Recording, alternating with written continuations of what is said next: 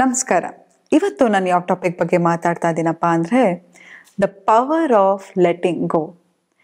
ಎಷ್ಟೋ ಸತಿ ನಮ್ಗನ್ಸಿರುತ್ತಲ್ಲ, ಬಿಟ್ಬಿಡೋಣಪ್ಪ, ಆಗಿದ್ದಾಗೋಗ್ಲಿ, ಇದ್ರ ಬಗ್ಗೆ ಯೋಚನೆ ಮಾಡಿ ಮಾಡಿ ನನಗೆ ಸಾಕಾಗೋಗ್ಬಿಟ್ಟಿದೆ ಅಂತ ಅಲ್ವಾ? ಎಷ್ಟೋ ಸತಿ ನೋಡಿ, ನೀವು ಯಾವಾಗ ಅದ್ರ ಬಗ್ಗೆ ಯೋಚನೆ ಮಾಡೋದನ್ನು ಬಿಟ್ಬಿಡ್ತೀರೋ ಆಗ ಅದು ನಿಮ್ಮ ಹತ್ರ ಬರುತ್ತೆ. ಇದಕ್ಕೆ ಒಂದು ಉದಾಹರಣೆ ಕೊಡ್ತೀನಿ. ನೀವು ಯಾವಾಗ ಬೆಕ್ಕನ್ನು ಹಿಡಿಯಕ್ಕೆ ಹೋಗ್ತಿರೋ ಅದು ನಿಮ್ಮಿಂದ ದೂರ ಓಡೋಕ್ಕೆ ಶುರು ಮಾಡುತ್ತೆ. ಯಾವಾಗ ಬೆಕ್ಕಿಗೆ ಬೇಕಾಗಿರೋ ವಸ್ತು ನಿಮ್ಮ ಹತ್ರ ಇರುತ್ತೋ ಅದು ತಾನಾಗೆ ಬರುತ್ತೆ. ಹಾಲನ್ನು ಇಟ್ಕೊಂಡ್ರೆ ತಾನೇ ಬರುತ್ತೆ. ಆದರೆ ಆ ಗುಣ ನಮ್ಮಲ್ಲಿ ಹೇಗೆ ಬೆಳೆಸ್ಕೊಳ್ಳೋದು? ಯಾವಾಗಲೂ ನಾವು ಏನನ್ನಾದ್ರೂ ಚಡಪಡಿಸ್ತಾನೆ ಇರ್ತೀವಿ. ನನ್ನ ಲೈಫಲ್ಲಿ ಅದಿಲ್ಲ, ಅಂತ ನನ್ನ ರೀತಿಯಲ್ಲಿ ಆಗ್ತಾಯಿಲ್ಲ, ನನಗೆ ಬೇಕಾಗಿರೋ ಥರ ಸಿಗ್ತಾ ಇಲ್ಲ, ಅಥವಾ ಕಾನ್ಸ್ಟೆಂಟಾಗಿ ಯಾರನ್ನೋ ಕಂಟ್ರೋಲ್ ಮಾಡಲಿಕ್ಕೆ ಹೋಗ್ತಾ ಇರ್ತೀವಿ.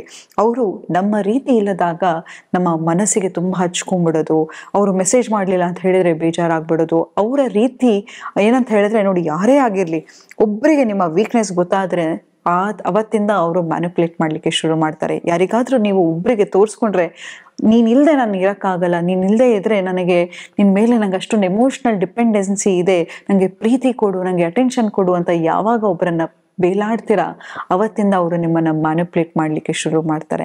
ಹಾಗಾಗಿ ಇಂತಹ ಒಂದು ಅಟ್ಯಾಚ್ಮೆಂಟಿಂದ ಹೇಗೆ ಡಿಟ್ಯಾಚ್ ಆಗೋದು, ಹೇಗೆ ದ ಆ್ಯಕ್ಟ್ ಆಫ್ ಲೆಟ್ಟಿಂಗು, ಹೇಗೆ ನಾವು ವೈರಾಗ್ಯವನ್ನು ತಗೊಂಡಾಗ ಹೇಗೆ ಎಲ್ಲವೂ ನಮ್ಮ ರೀತಿಯಲ್ಲಿ ಕೆಲಸ ಆಗುತ್ತೆ ಅನ್ನೋದ್ರ ಬಗ್ಗೆ ಇವತ್ತು ನಾನು ಮಾತಾಡ್ತಾ ಹೋಗ್ತೀನಿ. ನೋಡಿ, ಆಂಗ್ಸೈಟಿ ಅನ್ನೋದು ಯಾವಾಗ ಮನುಷ್ಯನಲ್ಲಿ ಬರುತ್ತೆ, ಆತಂಕ ಅನ್ನೋದು ಅಂದರೆ ಯಾವಾಗ ಪ್ರತಿಯೊಂದು ನಾನು ಹೇಳಿದಾಗೆ ಆಗಬೇಕು, ನನ್ನ ರೀತಿಯಲ್ಲಿ ಆಗಬೇಕು, ನಾನು ಏನು ಅನ್ಕೋತೀನೋ ಎಲ್ಲವೂ ನನ್ನ ರೀತಿಯಲ್ಲಿ ಆಗಬೇಕು, ಅವ್ರು ನಾನು ಹೇಳಿದಾಗೆ ಕೇಳಬೇಕು, ಇಲ್ಲ ನನಗೆ ಇದು ಬೇಕೇ ಬೇಕು ಅಂತ ನಾವು ಯಾವಾಗ ಹಿಡಿತಾ ಕೂತ್ಕೋತೀವೋ ನೋಡಿ, ನಾವು ಹಿಡಿದಷ್ಟು ನಮಗೆ ಭಾರ ಆಗ್ತಾ ಹೋಗುತ್ತೆ ಅಲ್ವಾ? ಒಂದು ಲೋಟ ನೀರು ತಗೊಳ್ಳಿ, ಅದನ್ನು ಒಂದು 10 ನಿಮಿಷ ಕೈಯಲ್ಲಿ ಇಟ್ಕೊಳ್ಳಿ.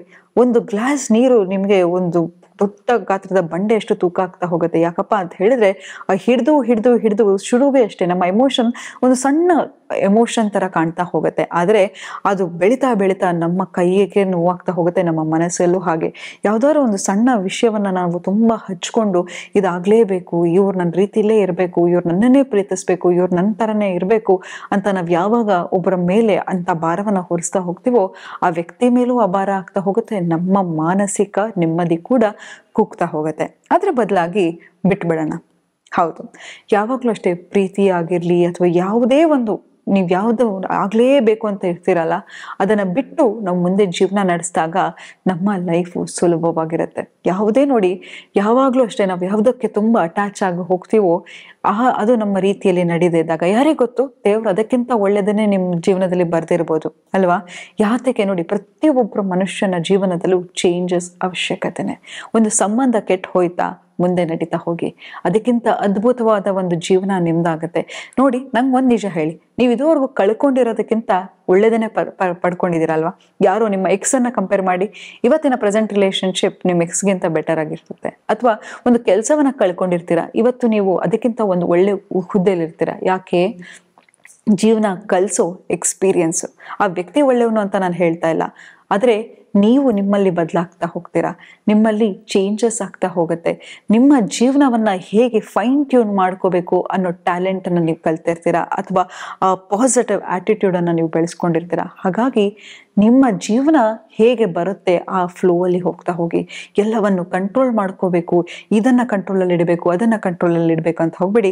ನೋಡಿ, ಇದನ್ನು ನೀವು ಅಳವಡಿಸ್ಕೊಂಡಿದ್ದ ತಕ್ಷಣವೇ ನಿಮ್ಮ ಜೀವನದಲ್ಲಿ ಏನೇನು ಬೇಕು ಅದೆಲ್ಲ ಅದೇ ಆಗ್ತಾ ಹೋಗುತ್ತೆ. ಯಾಕಂತ ಹೇಳಿದ್ರೆ ನಿಮ್ಮಲ್ಲಿ ಅಕ್ಸೆಪ್ಟೆನ್ಸ್ ಇರುತ್ತೆ.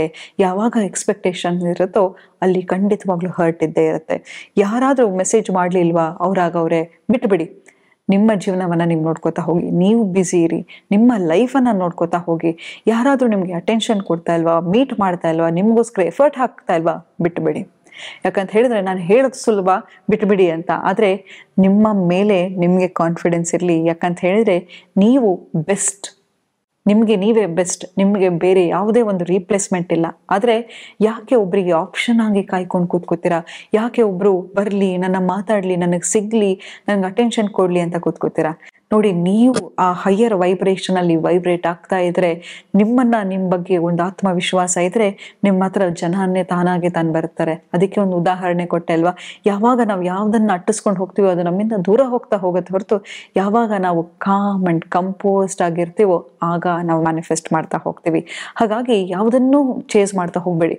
ಒಂದು ಕೆಲಸ ಸಿಗ್ಲಿಲ್ವಾ, ಇನ್ನೊಂದು ಕೆಲಸವನ್ನು ಹುಡುಕ್ತಾ ಹೋಗಿ ಹೊರತು, ಅಯ್ಯೋ ನಾನು ಅದೇ ಬೇಕಿತ್ತು, ನಂಗೆ ಅದೇ ಆಪರ್ಚುನಿಟಿ ಬೇಕಿತ್ತು ಅಂತ ಕಾಯ್ತಾ ಕೂತ್ಕೊಬೇಡಿ. ಯಾರಿಗ್ ಗೊತ್ತು, ಅದಕ್ಕಿಂತ ಉತ್ತಮವಾದ ಒಂದು ಆಪರ್ಚುನಿಟಿ ಇರ್ಬೋದು. ನೋಡಿ, every rejection is God's protection.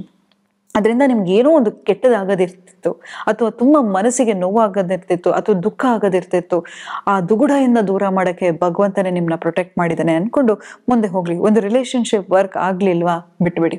ಅದ್ರ ಋಣ ಅಷ್ಟೇ ಇತ್ತು ಅಂತ ಅದನ್ನ ಚೇಸ್ ಮಾಡ್ತಾ ಹೋಗೋದು, ಪದೇ ಪದೇ ಅವರನ್ನ ಕಾಲ್ ಮಾಡೋದು, ಪೀಡ್ಸೋದು, ವಾಪಸ್ ಬಾ ಅಂತ ಕೇಳೋದು, ಅಥವಾ ನನ್ನ ಪ್ರೀತಿಸು ಅಂತ ಕೇಳೋದು, ಇದೆಲ್ಲ ಮಾಡ್ತಾ ಹೋದಾಗ ನಿಮ್ಮ ಸೆಲ್ಫ್ ಕಾನ್ಫಿಡೆನ್ಸ್ ಕುಗ್ತಾ ಹೋಗುತ್ತೆ. ಅದ್ರ ಬದಲಾಗಿ ಕಾನ್ಫಿಡೆನ್ಸ್ ಇಂದ ನಾನು ಯಾರಿಲ್ಲ ಅಂದ್ರೂ ಬದುಕ್ತೀನಿ ಅನ್ನೋ ಧೈರ್ಯ ಇದ್ರೆ ಮಾತ್ರ ನಾವು, ನೋಡಿ, ಯಾರೇ ಆಗಿರ್ಲಿ, ನೀವು ಹುಟ್ಟಿದಾಗ ಆ ವ್ಯಕ್ತಿ ಇರ್ತಾನೆ ಅಂತ ಅನ್ಕೊಂಡು ಹುಟ್ಟಿದ್ರ? ಇಲ್ಲ ಅಲ್ವಾ. ನಾನು ಬದುಕ್ತೀನಿ, ನನ್ನ ಜೀವನ ನಾನು ನೋಡ್ಕೋತೀನಿ ಅನ್ನೋ ಒಂದು ಆತ್ಮವಿಶ್ವಾಸದಿಂದ ನೀವು ಬೆಳೀತಾ ಹೋದ್ರಿ ಅಲ್ವಾ, ಆ ವ್ಯಕ್ತಿ ಇಲ್ಲದೆ ಇದ್ರೂ ಖುಷಿಯಾಗಿರ್ತೀರಾ, ಇದ್ರೂ ಖುಷಿಯಾಗಿರ್ತೀರಾ. ಹಾಗಾಗಿ ಯಾವುದೇ ಕಾರಣಕ್ಕೂ ಇಲ್ಲದೆ ನಾನು ಇರೋಕ್ಕಾಗಲ್ಲ ಅಂತ ಹೇಳಿ ಯಾವುದನ್ನು ಹಿಡಿತದಲ್ಲಿ ಇಟ್ಕೊಳ್ಳಿಕ್ಕೆ ಹೋಗ್ಬೇಡಿ. ಬಿಟ್ಟಾಗ ನಿಮ್ಮ ಮನಸ್ಸು ಲಿಬರೇಷನ್ ಅಲ್ಲಿ ಇರುತ್ತೆ, ನಿಮ್ಮ ಮನಸ್ಥೈರ್ಯನೂ ತುಂಬಾ ಹೆಚ್ಚಾಗ್ತಾ ಹೋಗುತ್ತೆ, ನೆಮ್ಮದಿ ಕೂಡ ಸಿಗತ್ತೆ ಅಂತ ಹೇಳ್ತಾ ಇವತ್ತಿನ ಸಂಚಿಕೆನ ನಾನು ಮುಕ್ತಾಯಗೊಳಿಸ್ತಿದ್ದೀನಿ. ಧನ್ಯವಾದಗಳು.